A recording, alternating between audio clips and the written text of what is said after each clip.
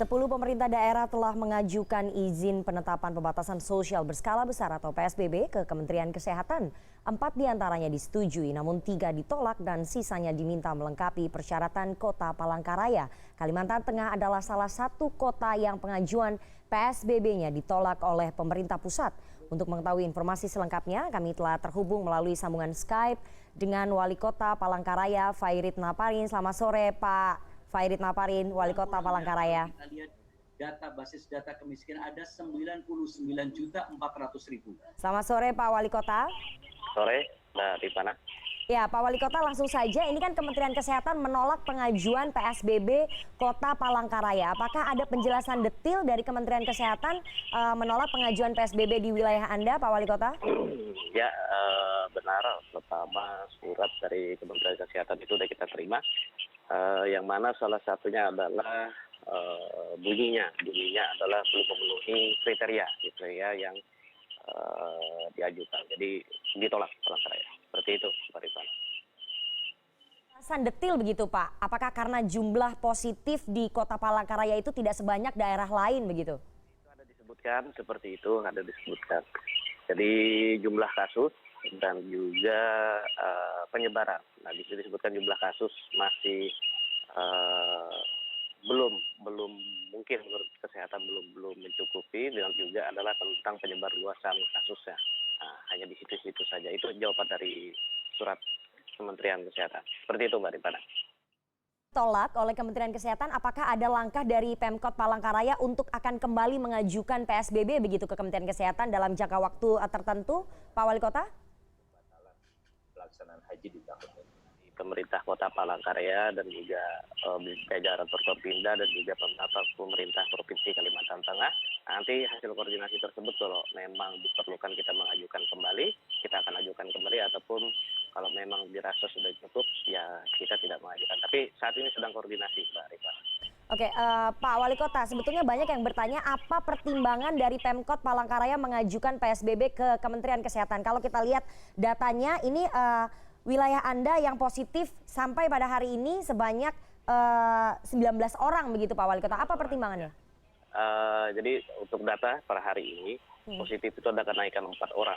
Okay. Jadi tadi 19, sebelumnya 15 orang positif, sekarang per hari ini jadi 19 orang, PDP-nya ada 61 orang, kemudian ODP ada 61 orang, PDP ada 16 orang, nah, sembuh ada 8. Salah satunya juga pertimbangan kita yang pertama adalah murni untuk memutus mata rantai dan juga percepatan dalam penanganan COVID-19. Kota Palangkaraya ini adalah ibu kota Provinsi Kalimantan Tengah yang mana akses mobilitasnya sangat tinggi. Itu bisa menjangkau ke kabupaten lain. Kemudian Kota Palangkaraya awal muasal wabah pandemi ini berlangsung, yaitu adalah satu-satunya yang terkena zona merah.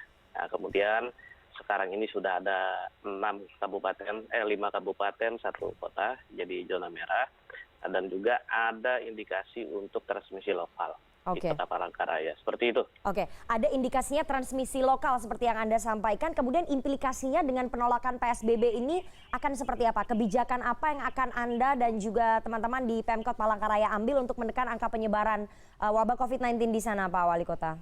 Yang pasti kita pertama dari awal bahwa status Kota Palangkaraya sudah darurat.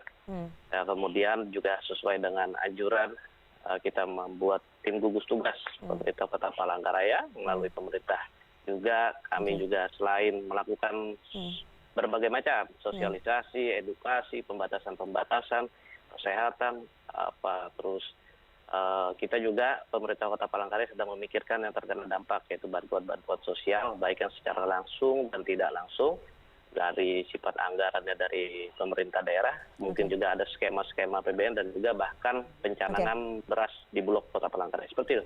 Oke, saya akan menyapa ke Sekjen PBID Pak Adip Kumaydi yang juga sudah bergabung melalui sambungan telepon bersama dengan kita. Selamat sore Pak Adip. Selamat sore, Mbak Rifana. Oke, Pak Adip tadi sudah mendengar penjelasan dari Wali Kota Palangkaraya, Pak Fairit Naparin. Saya ingin bertanya, yang kami dengar informasinya bahwa ID sangat menyayangkan keputusan dari Kementerian Kesehatan yang menolak pengajuan PSBB Kota Palangkaraya dan juga 4 wilayah lainnya. Bagaimana tanggapan dari ID? Mungkin bisa dijelaskan, Pak Adip. Ya, jadi pada saat kita bicara nomenklatur hukum, ya, di mana disebutkan di situ ada aturan-aturan.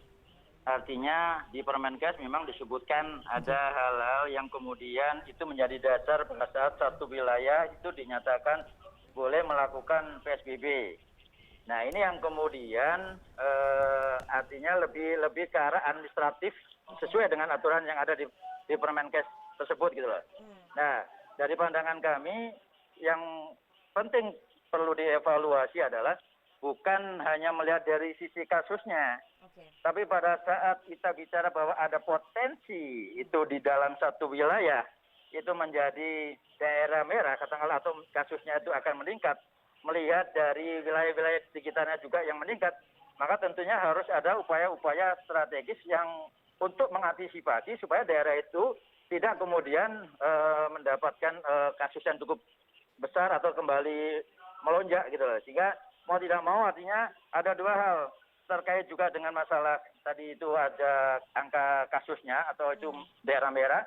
Tapi yang perlu dipikirkan juga kalau ada potensi itu ke arah sana, saya kira itu harus segera diambil langkah-langkah termasuk upaya-upaya untuk PSBB ataupun nanti karantina wilayah gitu. Oke, Pak Adip, artinya harusnya Kementerian Kesehatan mempertimbangkan soal pencegahan begitu ya, tidak perlu menunggu sampai kasus positifnya itu meningkat ataupun banyak begitu, mengingat di Palangkaraya ini sudah menjadi zona merah dan bisa menyebar ke daerah lainnya, begitu Pak Adip menurut ID? Betul, jadi itu yang cuma sekali lagi karena aturan di dalam administrasi, jadi kita berpegangan pada aturan administratif, sehingga itu yang kemudian upaya-upaya antisipatif itu yang kemudian agak sulit karena ada aturan. Dan saya kira nanti tentunya pemerintah Kota Palangkaraya juga kemudian segera mengevaluasi kemudian progresnya, bukan tidak mungkin nanti segera juga untuk mengajukan kembali, karena bukan tidak mungkin dalam satu waktu 1 minggu ini kemungkinan angka kasusnya itu juga semakin bertambah gitu loh. Oke. Kemudian dampaknya ini akan seperti apa Pak Adip dengan penolakan PSBB di Kota Palangkaraya sebagai ibu kota provinsi? Tadi ada kekhawatiran yang disampaikan oleh Pak Wali Kota begitu, mengingat sekali lagi ini merupakan zona merah dan bisa menyebar ke daerah lainnya. Dampaknya yang paling parah akan seperti apa terhadap para tenaga medis dan juga petugas kesehatan di sana, Pak Adip? Ya, jadi kan sekarang ini kan memang hampir di seluruh provinsi kan sudah terdapat kasus yang terkonfirmasi positif. Sehingga bagi kami pun di tenaga medis sebagai benteng terakhir di dalam melakukan pelayanan, kami sudah melakukan upaya-upaya termasuk sosialisasi dan perlunya ada standarisasi, baik itu standarisasi SDM, APD, alat proteksi diri, dan juga standarisasi vaskes. Dan saya kira kita harus melihat peta penyebaran itu. Jika sekiranya nanti ini ada potensi untuk outbreak, maka tentunya kami juga berharap pemerintah daerah segera mengambil langkah tegas dan juga didukung oleh pemerintah pusat untuk memperlakukan upaya-upaya yang termasuk terkait dengan PSBB ataupun karantina wilayah. Oke, saya ingin kembali lagi ke Pak Wali Kota. Pak Wali Kota tadi sudah mendengar penjelasan dan juga argumentasi dari Sekjen PBID bahwa harus ada standarisasi untuk para tenaga medis dan juga fasilitas kesehatan. Sampai sejauh ini bagaimana Pemkot Palangkaraya menyiapkan fasilitas rumah sakit dan juga tenaga kesehatan ataupun tenaga medis di sana, Pak Wali Kota? Gimana, bisa diulang Pak? Putus-putus. Oke, Pak Wali Kota, tadi kita sudah mendengar argumentasi dan juga penjelasan dari Sekjen PBID, Pak Adip Kumaydi, bahwa setelah ini yang harus dilakukan harus ada standarisasi dari para petugas medis dan juga fasilitas kesehatan. Nah, bagaimana kemudian dari Pemkot Palangkaraya menyiapkan soal fasilitas kesehatan dan juga para tenaga medis mengingat akan ada potensi penambahan ataupun penyebaran angka COVID-19, Pak Wali Kota? Yang pertama kita untuk kesehatan, itu di sini rumah sakit kita ada Dorisir Panus, yaitu rumah sakit yang dimiliki oleh pemerintah Provinsi Kalimantan Tengah. Jadi khusus untuk penanganan kasus positif yang ada di Kota Palangkaraya, yaitu adalah di rumah sakit Dorisir Panus Kota Palangkaraya, yang notabene itu adalah di bawah pemerintah Provinsi Kalimantan Tengah. Dan tentunya apabila ada penambahan yang cukup besar, itu perlu pikirkan ke depannya bahwa untuk perluasan tempat penanganan seperti itu. Kalau untuk tenaga medis sampai sekarang ini cukup tidak ada masalah, hanya beberapa permasalahan seperti kelengkapan APD lah. Tapi kita bagaimanapun tetap mengusahakan kelengkapan dan APD baik untuk petugas medis dan juga petugas tim gugus relawan di lapangan, dan juga adalah memperhatikan kesehatan dari petugas-petugas medis kita. Sampai saat ini belum ada kendala. Seperti itu, Mbak Rifana. Oke, apakah kemudian ke depannya tadi sudah disampaikan juga oleh Sekjen PBID, Pemkot Palangkaraya harus menyiapkan kebijakan-kebijakan yang lebih ketat dan berkoordinasi dengan pemerintah pusat. Dalam hal ini mungkin Kementerian Kesehatan ataupun di pemerintah Provinsi Kalimantan Tengah. Apakah kemudian proses komunikasi itu sudah dilakukan antara Pemkot Palangkaraya dengan pemerintah Provinsi Kalimantan Tengah, Pak Wali Kota? Ya, tentunya kita salah satu kita mengeluarkan permintaan PSBB itu juga adalah hasil dari koordinasi terus kita setiap hari, setiap saat dengan pemerintah Provinsi Kalimantan Tengah. Bahkan salah satunya adalah bagaimana kami melakukan pengawasan tentang hilir mudik masuk ke Kota Palangkaraya, ini juga dibantu oleh pemerintah Provinsi Kalimantan Tengah. Jadi bukan kita menutup, bukan kita melarang, tetapi kita lebih selektif untuk hilir mudik orang masuk ke Kota Palangkaraya ataupun keluar ke Kota Palangkaraya agar tidak menjadi carrier ataupun tidak menjadi carrier. Seperti itu. Oke, Pak Wali Kota, setelah ini akan ada pemberlakuan kebijakan yang lebih ketat, mungkin ada pemberlakuan jam malam, kemudian pembatasan operasional transportasi umum di sana, atau akan seperti apa? Atau penegakan hukum bekerjasama dengan Satpol PP dan juga Polri ataupun aparat kepolisian di sana, Pak Wali Kota? Jadi sampai saat ini sebenarnya dari kita naik status di Kota Palangkaraya kita sudah melakukan itu. Contoh berlaku jam malam, operasional, pertokoan dan juga kerumunan massa itu sudah kita lakukan. Kemudian di setiap kelurahan itu di tempat saya ini ada 30 kelurahan. Itu ada 4 zona merah, ada 4 zona kuning. Nah, terutama di zona merah dan di zona kuning itu kita membuat pos, yaitu berisi dari tim gugus COVID-19 Kota Palangkaraya, baik dari ASN, TNI Polri, itu membuat pos di situ adalah dalam arti maksud dan tujuan adalah melakukan pengawasan yang dilakukan oleh masyarakat sekitar kelurahan tersebut. Jadi tidak hanya akses masuk Kota Palangkaraya, pembatasan jam operasional toko-toko kita batasi sampai ada yang sampai sore, ada yang sampai jam 8 malam, kemudian pembatasan tentang aktivitas sosial di lingkungan kelurahan masing-masing. Itu kita sudah menjalankan itu dari awal wabah ini berjalan. Akan ada evaluasi mungkin batas waktu tertentu mengingat pekan depan adalah bulan Ramadan dan kemudian kita akan menyambut Hari Raya Idul Fitri, artinya pergerakan interaksi antar manusia ini akan semakin meluas begitu Pak Wali Kota? Ya tentu koordinasi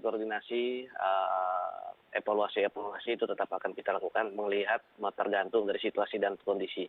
Nah, nanti ke depan kita ada Lebaran bulan Ramadan, itu pasti tetap akan kita evaluasi bagaimana kita berkoordinasi tentang kebijakan-kebijakan dalam menghadapi bulan Ramadan dan hari raya Lebaran. Untuk seperti yang dianjurkan bahwa untuk yang mudik itu sedang kita koordinasikan, kita tetap ditolak ataupun disetujui PSBB. Kita dari pemerintah Kota Palangkaraya beserta seluruh jajaran Forkopimda dan juga pemerintah Provinsi Kalimantan Tengah tetap berkomitmen ataupun tidak menuruni semangat kami tetap untuk fokus dan konsentrasi penanganan COVID-19 di Kota Palangkaraya seperti itu. Oke, saya akan kembali lagi ke Pak Adip. Pak Adip, ada saran mungkin dari PBID kepada Pemkot Palangkaraya untuk menekan angka penyebaran wabah COVID-19 mengingat pekan depan adalah bulan Ramadan dan kita akan menyambut Hari Raya Idul Fitri dalam 1 bulan. Ya, apa kemudian sarannya? Terlepas dari memang diharapkan juga ada langkah-langkah upaya baik itu PSBB ataupun karantina wilayah, tapi saat ini saya kira pemerintah kota seperti yang tadi disampaikan oleh Pak Wali Kota, jadi apa yang kemudian himbauan-himbauan yang selama ini disampaikan oleh pemerintah, baik itu dia jaga jarak, kemudian tetap di rumah, memakai masker, saya kira ini upaya-upaya ini harus semakin gencar disosialisasikan kepada masyarakat, karena pada saat kita bicara itu untuk memutuskan mata rantai, salah satu aspek yang juga harus kita lakukan adalah menjelaskan kepada masyarakat dan kemudian membentuk atau membuat kesadaran masyarakat semakin tinggi terkait dengan hal ini. Apalagi kalau kemudian nanti sudah ada cara-cara keagamaan di bulan Ramadan ataupun Idul Fitri, saya kira ini kita mulai dari sekarang terlepas dari kemudian tetap berupaya untuk kemudian diberikan kewenangan untuk melakukan PSBB, tapi saat ini saya kira pemerintah kota bisa melakukan hal-hal yang terutama untuk sosialisasi kepada masyarakat gitu. Oke, terakhir Pak Adip, apakah kemudian PBID akan lebih menyarankan kepada Kementerian Kesehatan agar mempertimbangkan faktor-faktor lain selain jumlah penambahan pasien positif COVID-19 dalam satu wilayah seperti tadi yang sudah disebutkan oleh Bapak bahwa pertimbangan pencegahan itu juga diperlukan begitu saat mengeluarkan izin PSBB, Pak? Ya, jadi sekarang yang paling penting adalah strategi di hulunya. Kita selama ini terfokus pada strategi di hilir, menyiapkan fasilitas kesehatan, menyiapkan rumah sakit, menyiapkan tenaga. Tapi yang strategi di hulunya, termasuk di dalam strategi hulu adalah memfungsionalisasi puskesmas dan dinas kesehatan setempat untuk lebih proaktif menggerakkan tenaga-tenaga kesehatan di dalam upaya-upaya untuk surveillance. Upaya-upaya untuk tracing kontak, upaya-upaya yang kemudian bersama-sama mengedukasi, melakukan sosialisasi, melibatkan tokoh agama dan tokoh masyarakat. Sehingga pada saat kita bicara itu hulunya kita selesaikan, kita berharap mata rantai ini pun bisa kita putus dan penyebaran ini kita bisa tekan itu. Oke, terima kasih sekali Pak Adip Kumaydi, Sekjen PBID atas waktunya kepada CNN Indonesia Breaking News pada sore hari ini. Saya akan kembali lagi ke Pak Wali Kota. Pak Wali Kota, dua pertanyaan terakhir tadi sudah disebutkan oleh Pak Adip bahwa memang harus ada komunikasi dengan tokoh-tokoh masyarakat di sana untuk memberikan edukasi dan juga sosialisasi kepada masyarakat. Apakah Anda dan juga teman-teman di Pemkot Palangkaraya sudah melakukan itu dan kesulitannya apa Pak? Yang paling sulit untuk menghadapi masyarakat mengerti, memahami persebaran COVID-19 ini? Ya, kita saat ini pembatasan edukasi pada masyarakat itu tentu melibatkan semua pihak, baik dari tokoh masyarakat, tokoh keagamaan, ormas-ormas dan juga seluruhnya. Itu sudah kita laksanakan. Salah satu kendala-kendala ya tentu saja kita tim gugus tugas COVID-19 Kota Palangkaraya ini harus lebih terus-menerus